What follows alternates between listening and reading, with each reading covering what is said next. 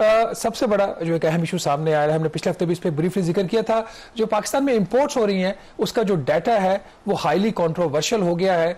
पाकिस्तान में कितनी इंपोर्ट्स हो रही हैं, पाकिस्तान की तीन मुख्तलिफ जो इदारे हैं तीन मुख्तलिफ नंबर्स दे रहे हैं। जो हमने दादोशुमार पिछले 5 साल की इकट्ठे किए और ये भी हुकूमती दस्तावेजात में से नंबर्स लिए गए हैं, उसके मुताबिक जो पाकिस्तान सिंगल विंडो है वो भी हुकूमत के कानून पार्लियामेंट के कानून के तहत बना है। उसके तहत पाकिस्तान में कुछ 321 अरब डॉलर की नाज़रीन इंपोर्ट्स हुई हैं गुज़श्ता 5 साल में, 321 अरब डॉलर की। लेकिन जो स्टेट बैंक ऑफ पाकिस्तान है जो इंपोर्ट्स की जो पेमेंट्स क्लियर करता है थ्रू बैंकिंग चैनल, उसके मुताबिक 291 अरब डॉलर की इंपोर्ट्स हुई हैं। तो 30 अरब डॉलर की इंपोर्ट्स का एक फर्क सामने आ गया। ये बहुत बड़ा नंबर है, ये over a period of 5 years है। जुलाई 2020 से लेकर जून 2025 का ये नंबर है और इसमें किसी एक हुकूमत की इसमें रिस्पॉन्सिबल नहीं है। इसमें पीटीए की गवर्नमेंट के भी साल शामिल है, इसमें केयर टेकर गवर्नमेंट भी है और वज़ीर आज़म शहबाज शरीफ साहब की भी 2 हुकूमतें इसके अंदर शामिल है। तो ये बहुत ही बड़ी ट्रेड की डिस्क्रिपेंसी सामने आई है। इसमें कामरान अगर हम डिटेल इस पर डिस्कस करें इसकी वजूहात। डिटेल पे तो आप चलें फर्दर जाएं। जो पहला जो लोग सवाल भी करना चाहेंगे, वैसे $1 भी अगर आप पाकिस्तान से बाहर ले जाना चाहें तो उतना आसान नहीं होता, लेकिन जाहिर है कि जब आप इंपोर्ट करवाते हैं तो उस मद में तो आपको ज़रूरी होता है। सबसे इंपॉर्टेंट ये सवाल है कि ये जो गैप अभी तक आ रहा है, क्या आपको पता चला है कि ये कोई डिस्क्रिपेंसी है या फिर किसी ने चालाकी के साथ, हमारे यहाँ जो फेवरेट है मनी लॉन्ड्रिंग होती है, इस तरह का कोई इसमें क्रिमिनल एलिमेंट भी शामिल है? कामरान, इसका जवाब इतना आसान नहीं है। इसकी तहकीकात के लिए ही हुकूमती कमेटी बनी थी, उसका मकसद कुछ और था। बेसिकली ये पता कैसे चला, सबसे बड़ी बात तो ये है आपको पता है चीन के साथ पाकिस्तान की जो तजारत है उसमें हमेशा 4 से 6 अरब डॉलर का उसके अंदर की डिस्क्रिपेंसी रहती है। उसके हवाले से वज़ीर आज़म शहबाज शरीफ ने खुद ये कमेटी बनाई थी कि जो चाइना की ट्रेड है इससे रिलेटेड जो डिस्क्रिपेंसी उसको देखें। तो वो जब डाटा देखना शुरू किया उन्होंने, जो पाकिस्तान रेवेन्यू ऑटोमेशन लिमिटेड है प्राल, जो FBR के तहत काम करता है, जो बेसिकली कस्टम का ही डाटा होता है इंपोर्ट का, उसका डाटा देखा। पाकिस्तान सिंगल विंडो जो कानून के तहत बनाई इंटरनेशनल ट्रेड के हवाले से जो मामला था उसको देखने के लिए, उसका डाटा देखा गया। स्टेट बैंक ऑफ पाकिस्तान का डाटा देखा गया तो पता ये चला कि तीनों एजेंसीज के जो डाटाज हैं वो एक दूसरे के साथ मिल नहीं रहे। अब क्यों नहीं मिल रहे, ये सवाल है। स्टेट बैंक तो कहता है कि हम तो उस हद तक इंपोर्ट को मानते हैं जो थ्रू बैंकिंग चैनल क्लियर हो गई है। इसके उन्होंने कहा जी कि जो मेरी कुछ लोगों से वहाँ पे बात है, उन्होंने कहा कि अब ट्रांजैक्शन बाय ट्रांजैक्शन तो हम देख नहीं सकते। हमने HS कोड के जरिए, जो इसका एक कोड नंबर होता है जिसके अगेंस्ट आपको चीज़ बाहर से दरामद करते हो, उसके तहत देखने की कोशिश की तो उन्होंने कहा जी हमें नहीं पता चला। But there is a need to look every transaction, every import transaction of the past 5 years के पता चले। ये अब अगर एक चीज़ पाकिस्तान में आई है तो डेफिनेटली तो उसका कोई तो उसकी पेमेंट का मैकेनिज्म तय हुआ होगा ना। इसमें 2-3 फैक्टर या 4-5 बड़े फैक्टर्स हैं जो सामने आए और ये भी फाइनल इसके ऊपर कुछ नहीं है। हुकूमत किस हद तक इसको संजीदा ले रही है, किस हद तक नहीं ले रही है, ये भी कुछ कहा नहीं जा सकता। तो हम IMF ने इनको जरूर ये कहा है कि आपकी जो भी फाइंडिंग्स हैं उसको आप पब्लिक करें इसके हवाले से, और जो ट्रेड सीरीज है इंपोर्ट की उसको पिछले 5 साल की जो ट्रेड सीरीज है उसको रिवाइज करें, एक्चुअल जो इंपोर्ट है उसको रिफ्लेक्ट करें। कामरान, इसकी जो पॉसिबल वजूहत हो सकती हैं, इसमें एक वजह यह है डिस्क्रिपेंसी की कि जो इंपोर्ट्स हुई हैं जो बुक नहीं की प्राल ने और पाकिस्तान सिंगल विंडो ने बुक कर ली, वो ज़्यादातर इंपोर्ट्स थी रॉ मटेरियल्स की जो कि एक्सपोर्ट के पर्पसेस के लिए इस्तेमाल होते हैं। कुछ ऐसी इंडस्ट्रीज हैं जिनको हुकूमत ने ड्यूटी फ्री रॉ मटेरियल की इंपोर्ट की इजाज़त दी है, लेकिन उनको फिर जस्टिफाई करना पड़ता है कि हमने इसके अगेंस्ट एक्सपोर्ट कर दिया है। तो एक इसके अंदर ख्याल ये किया जा रहा है कि बाहर से raw material duty free import किया गया, उसके से एक चीज बनाई गई, वो चीज बाहर बेची नहीं गई, वो पाकिस्तान के अंदर ही वो चीज बेच दी गई और उसके ऊपर ड्यूटीज इंपोर्ट के ऊपर बचाई गई और डोमेस्टिक स्टेज के ऊपर उसके ऊपर सेल्स टैक्स भी बचाया गया। ये एक सबसे बड़ी वजह कही जा रही है जिसकी वजह से एक डिफरेंस आ रहा है, क्योंकि प्राल ने ये वाली जो इंपोर्ट हुई इसको बुक ही नहीं किया, लेकिन पाकिस्तान सिंगल विंडो ने पकड़ लिया और इसको बुक कर लिया। दूसरी चीज ये कि समटाइम्स ये भी हो सकता है कि ट्रेड बेस एक मनी लॉन्ड्रिंग होती है, वो एक फैक्टर होता है। फिर तीसरा, ओपन मार्केट से भी डॉलर खरीद के जो है सेटलमेंट की जा सकती है, वो कैसे की जा सकती है वो एक्सपर्ट्स बेहतर बता सकते हैं।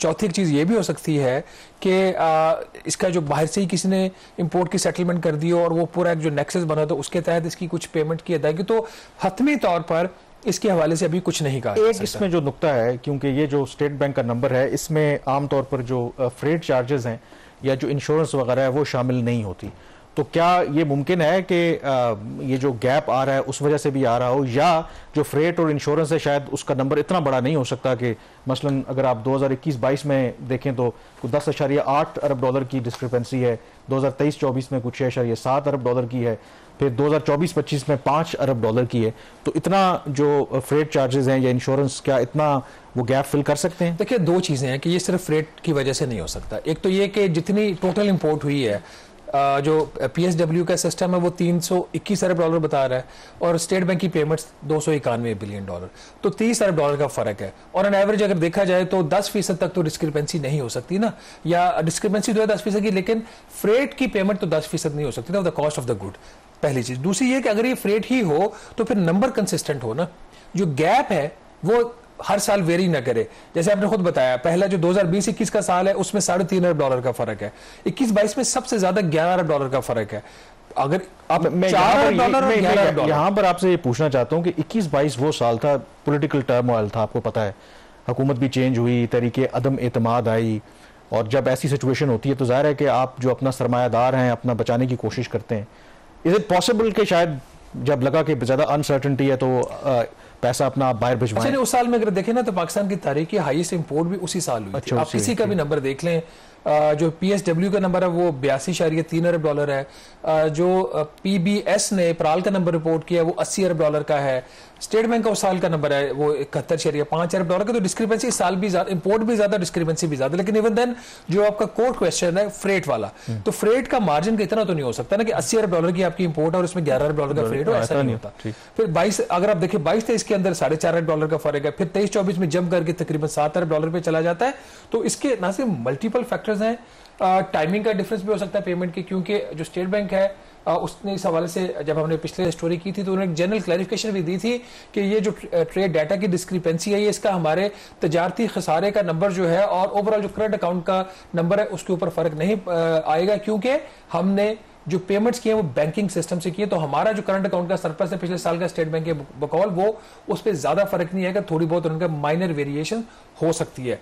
लेकिन सवाल ये पैदा होता है कि फिर भी 30 अरब डॉलर की इंपोर्ट पाकिस्तान में ज्यादा हुई है उसके मुकाबले में जो कि स्टेट बैंक ऑफ पाकिस्तान ने पेमेंट क्लियर की है। तो 30 अरब डॉलर की ये इंपोर्ट किधर गई है, इसकी पेमेंट कैसे हुई है, क्या इसके अंदर ट्रेड बेस्ड मनी लॉन्ड्रिंग हुई है, क्या इसके अंदर टैक्स एवेजन हुई है, क्या इसमें FBR के लोग मुलविस हैं, क्या इसमें कोई और बिजनेस कम्युनिटी का नेक्सस है इसके अंदर। ये वो सारे सवालात हैं जिसके आंसर्स चाहिए, क्योंकि वजह क्या होती है उससे फिर पाकिस्तान की जो क्रेडिबिलिटी है, उसके डाटा की क्रेडिबिलिटी है, वो बहुत बुरी तरीके से मुतासर होती है। और इसकी एक और एग्जांपल हम आपको देंगे। हुकूमत जो है वो सरप्राइजेस देती रहती है, और जो एक और सरप्राइज गवर्नमेंट ने दिया है, जो पिछला माली साल था, जो आखिरी क्वार्टर था, उसके उन्होंने जो नंबर्स हैं जो नेशनल अकाउंट्स कमेटी अप्रूव किए हैं, और हैरान कुन तौर पर पाकिस्तान में जो आखिरी जो सहमाई थी पिछले माली साल की, उसमें GDP ग्रोथ जो है हुकूमत ने 5.7% दिखाई है, और इससे फिर ओवरऑल जो पिछले साल जो हमारी ग्रोथ थी 2.7% के बजाय अब 3% हो जाएगी। तो ये हैरान कुन तब्दीली कैसे हुई है कि apparently on the face of it तो लगता है कि नथिंग हैज चेंज्ड, लेकिन एकदम से एक क्वार्टर के अंदर 5.7% की ग्रोथ, क्या ये रियलिस्टिक है? कामरान, मैं तो इसके बारे में कुछ नहीं कह सकता रियलिस्टिक है या नहीं है, लेकिन ये बिलीवेबली बेस्ड ऑन कुछ हार्ड फैक्ट्स होंगी ना, हार्ड फैक्ट्स अभी हम बता भी देते हैं, बिलीवेबली अनबिलीवेबल नंबर है ये। तो ये बड़ा ही इसके अंदर कैच है। आपको याद होगा जब वज़ीर ख़ज़ाना मोहम्मद औरंगज़ेब साहब ने अनाउंस किया था नंबर इसका पिछले साल की इकोनॉमिक ग्रोथ का 2.7%, उस पर शोर पड़ गया था और फाइनेंस मिनिस्टर ने वादा किया था कि इसको वो इन्वेस्टिगेट करेंगे, क्योंकि लोग ये कह रहे थे कि 2.7 हो ही नहीं सकता, क्योंकि जो पहले 3 क्वार्टर्स की ग्रोथ रेट आया है उसको सामने अगर रखा जाए तो आखिरी क्वार्टर में अगर 5.7% के करीब ग्रोथ रेट आएगा तो आपका 2.7 होगा। उन्होंने कहा जी हम कर देते हैं, कोई मसला नहीं है। तो यही इसके अंदर सबसे बड़ा कैच है कि अगर ये नेशनल अकाउंट्स कमेटी की मीटिंग हुई थी, जो कि प्लानिंग सेक्रेटरीज को चेयर करते हैं, हुकूमती बॉडी है ये, और इसका अब ट्रेंड देखें अगर अब, जिससे ये सारी चीजें सरप्राइजिंग लगती हैं। अमूमी तौर पर कहा जाता है world bank, ADB, point, state bank of Pakistan, तमाम का ये ख्याल है कि पाकिस्तान की इकोनॉमी की जो स्ट्रक्चरल वीकनेसेस हैं उसकी वजह से पाकिस्तान 4% से ज्यादा ग्रो ही नहीं कर सकता, और ग्रो करेगा तो करंट अकाउंट खसारा आ जाएगा। ये कैसा माली साल था जिसमें हमने आखिरी क्वार्टर में 5.7% से हमारी जीडीपी ग्रोथ हुई, करंट अकाउंट सरप्लस भी हो गए। तो दुनिया की जो थेरीज है, इकोनॉमिक थेरीज, उसको गलत साबित कर दिया हमारी हुकूमत ने। इस पे इनको क्रेडिट तो जरूर बनता है। जो आखिरी क्वार्टर था, जो उसका जो नंबर नेशनल अकाउंट्स कमेटी ने अप्रूव किया, वो 5.7% जीडीपी ग्रोथ उनका हुई है अप्रैल जून के क्वार्टर में।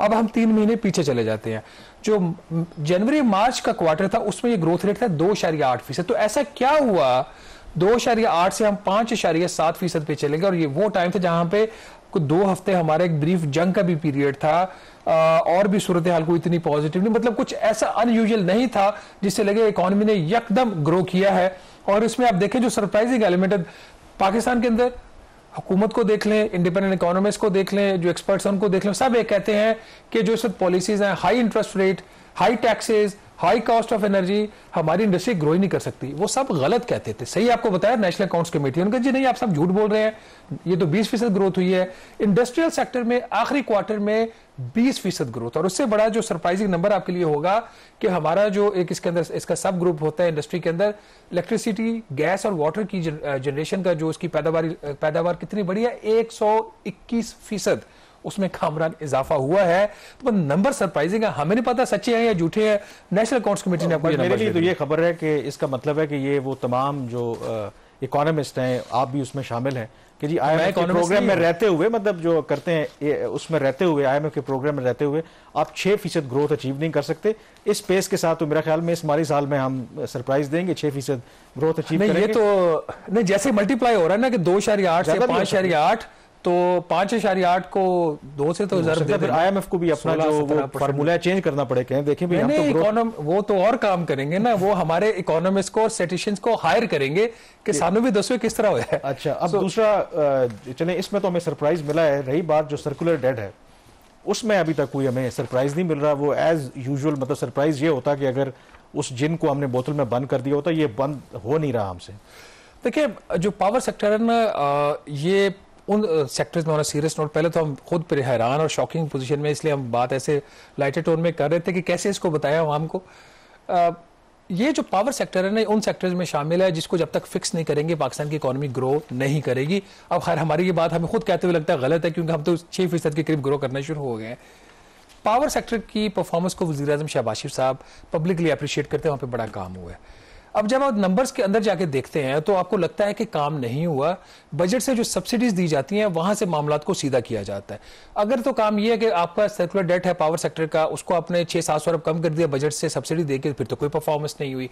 अगर तो काम यह है कि आपने उसकी जो उसकी मंथली फ्यूल प्राइस एडजस्टमेंट की कुछ आपने पास ऑन करना था कंज्यूमर्स को, आपने नहीं किया, आपकी रिकवरीज बेहतर होगी, तो कोई काम नहीं हुआ। अब जो असल सवाल आ गया सामने कि अगर पावर सेक्टर ने अच्छा परफॉर्म किया, जिसको बाय द वे आईएमएफ ने अप्रिशिएट किया कि जी हमारे ख्याल में जितना आपने पिछले साल सर्कुलर डेट ऐड करना था उससे आपने कई गुना कम ऐड किया है, सर्कुलर डेट में इजाफा किया लेकिन कम किया, उनका अप्रिशिएट हम करते। लेकिन साथ ही उन्होंने ये भी कहा कि फिर अगर ये आपकी अच्छी परफॉर्मेंस थी पिछले साल की, तो इसको अगले साल भी कंटिन्यू करते। जो सारी डिबेट यहाँ पे जनरेट हुई, हुकूमत ने आईएमएफ को बताया कि ये जो माली साल चल रहा है इसमें पावर सेक्टर की जो इनएफिशिएंसीज हैं और उसके जो बिलों की रिकवरी उसके टारगेट से कम होती है, उसकी वजह से 536 अरब रुपए का सर्कुलर डेट के फ्लो में इजाफा होगा। तो आईएमएफ ने कहा भाई होल्ड डाउन, आप कह रहे थे हमारी कारकर्दगी अच्छी होगी तो आप 536 ना करें और उसमें नेट ऑफ करके कुछ और 505 बिलियन का फ्लो में इजाफा होगा, तो हम आप ये करें कि 200 अरब रुपए का आप इसको तक ले आए। तो हमारे जरा ये बताते हैं कि पावर डिवीजन ने कहा कि इसमें मजीद इंप्रूवमेंट की गुंजाइश नहीं है, ये 536 बिलियन की लॉसेज होंगे। अब चूंकि ये बात बंद कमरों में हुई थी, कुछ चीज़ हमारे पास है जो हमें पता था, ये वहां पे बात हुई है, बट उसमें फिर हमने पावर डिवीजन के तर्जुमान का इस पे मौक़िफ़ लेने की कोशिश की। उनको हमने 2-3 सवालात भेजे कि क्या आप आईएमएफ आपको एम्बिशियस टारगेट दे रहा था सर्कुलर डेट के फ्लो को 200 अरब रुपए तक रिस्ट्रिक्ट करने का वर्सेस योर टारगेट, उसका उन्होंने जवाब नहीं दिया। फिर हमने पूछा कि आप इनएफिशिएंसीज और जो लॉसेज हैं उसमें उसकी मद में कितना इजाफा करें, तो पावर डिवीजन के तर्जुमान ने हमें जवाब देना पसंद नहीं किया। अगर कारकर्दगी बहुत अच्छी थी तो आके डिफेंड करते। ब्रीफली मैं बता देता हूं जो इन्होंने बताया आईएमएफ को कि इस साल ये जो साल चल रहा है जो सेक्टर की इनएफिशिएंसीज हैं उसकी वजह से 276 अरब रुपए का सर्कुलर डेट में इजाफा होगा इनएफिशिएंसीज में, जो कि पिछले साल से भी 11 अरब रुपया ज्यादा है। और जो असल चीज रिकवरी है बिलों की उसके मद में 260 अरब रुपए का इजाफा होगा, जो कि पिछले साल से 97% कामरान ज्यादा होगा। जिस IMF ने ये जब सवाल पूछा कि ये कैसे और क्यों इजाफा होगा, आखिर क्या वजह, तो इन्होंने सारी चीजें डाल दी कि सैलाब की वजह से रिकवरीज ऑफ द बिल्स जो है वो कम रहेगी। लेकिन जो इकोनॉमिक लॉसेस का डाटा मैंने देखा है, जो IMF के साथ भी शेयर हुआ है, उसमें ये जो डिस्ट्रीब्यूशन के जो लॉसेज है ना बिलों के, वो 10-11 अरब रुपए से ज्यादा के नहीं डाले हुए। तो मजमूई तौर पर जो कारकर्दगी है पावर डिवीजन की, जिसके ऊपर तर्जुमान ने जवाब देने से गुरेज किया, पिछले साल के मुकाबले में इस साल पावर सेक्टर की इनएफिशिएंसीज और उसकी रिकवरीज में जो कमी है वो उससे पिछले साल के मुकाबले में 35% ज्यादा होंगी। चलें यहाँ पे ब्रेक लेंगे और ब्रेक के बाद जिक्र करेंगे अफगान तालिबान के अबूरी वज़ीर ख़ारजा हैं, इन दिनों भारत के दौरे पर हैं, उस दौरे की क्या अहमियत है और उसकी क्या इम्प्लिकेशंस हो सकती हैं पाकिस्तान और खिते के ऊपर।